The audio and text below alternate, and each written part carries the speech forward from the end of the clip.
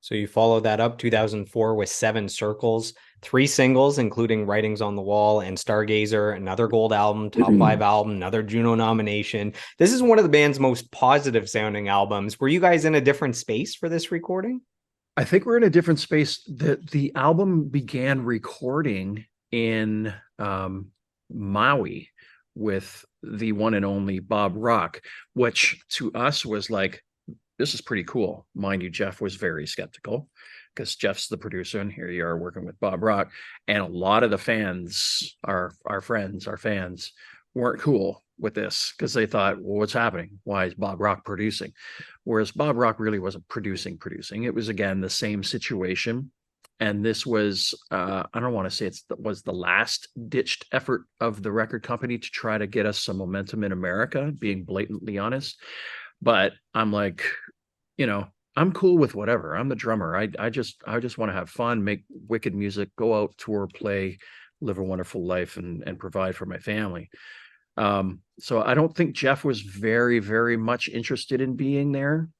My day was waking up in the morning at 6, going for a jog, coming back, making the best coffee in the world. You know what I mean? And just, start making breakfast, wake the guys up, go to Bob's house from literally noon until 6. We would go surfboarding or bodyboarding from 10 until 11:30 every day. It was outstanding. It was like the best, literally the best time ever recording. It's unreal. But it fell upon, a lot of criticism because of the fact that we brought Bob in, and he's a sweetheart of a man, with no disrespect to him anyway. I loved it.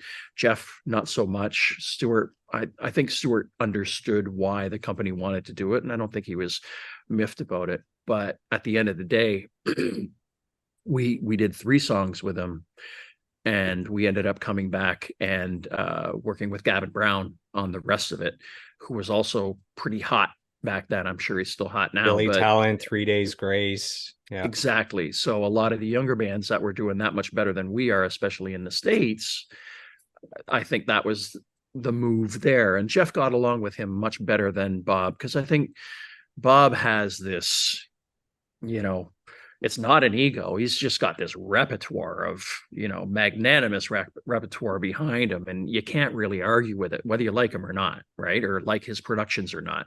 It is what it is. So he got along much better with Gavin.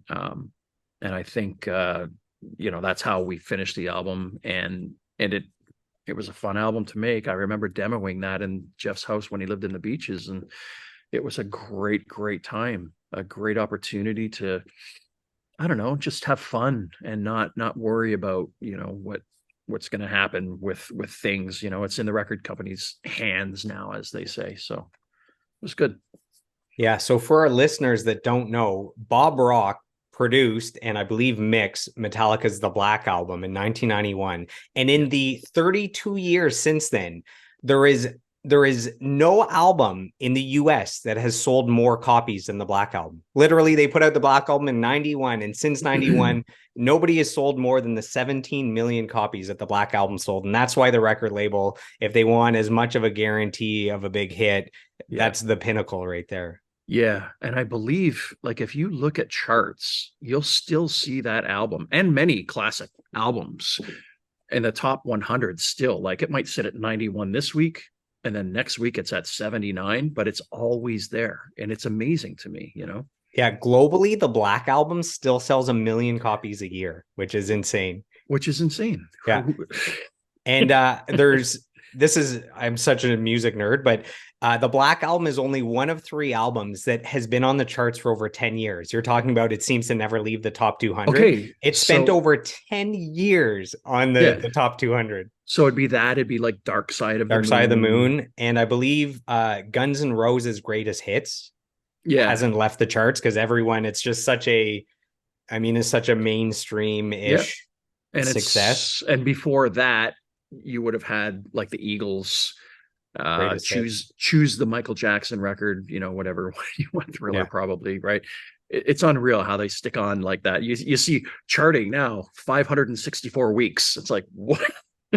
Yeah, How as a many band, weeks? if your album can be on the charts for like 2 weeks, you're happy with it. That's exactly it. So four of the songs on the album, so Writings on the Wall, Luxuria, Overload, Coming Back Again, they all have these badass riffs, and it's like the band is jamming. Were you guys having a good time? It feels like the band was just jamming and having a good time on at least those four songs. Yeah, I really wish we were playing those songs live. Like Luxuria to me is just a ripper, and I love playing that. So Coming Back Again has all the percussive elements that I love, but it's just a banger. But it I don't know, it just never resonated, I guess, with Jeff or Stu to put it in the set lists.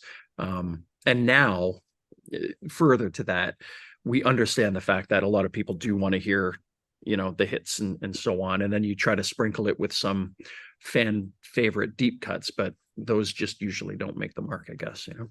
Well, after 30 years, you have the gift and the curse of having so many hits that it takes up your entire headlining set time Yeah. to play all the hits. And I can understand that. I mean, I just went to see the Psychedelic Furs in their opening show without Squeeze in Buffalo, where we're kicking off our tour without I Mother Earth.